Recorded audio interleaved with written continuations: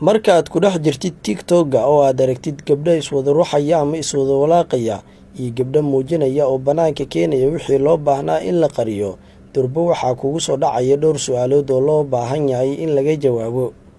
Gabdhahan dad la dhashay ma jiraan miya oo walaal ma qabaan miya? Waayo gabadhu sharafteedu waa karaamada ragga, waxaana loo baahan yahay in la ilaaliyo oo dhib kastana laga difaaco. Gabdhahan diyaar uma ahan miya in la guursado ay marwo noqdaan? Waayo muuqaalka hadda iska duubayaan oo kuwa keed galaya, waxayna dhaawici kartaa mustaqbalkooda iyo mustaqbalka caruurtooda.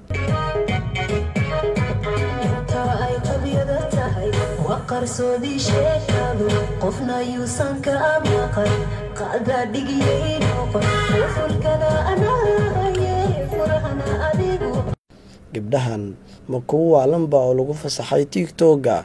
Waayo qof caadi ah oo maskaxdiisuna taam tahay sidaan ma sameeyeen muuqaal qaabanna ma soo geliyeen goobaha ay dadka ay ku wada xiriiraan.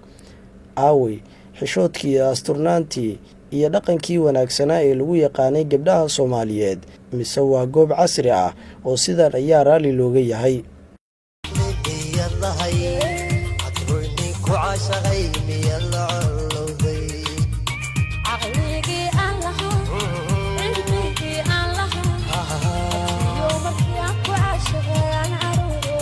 Waxaad moodaa inay ku nool yihiin duni kale oo xishoodkii laga tegay.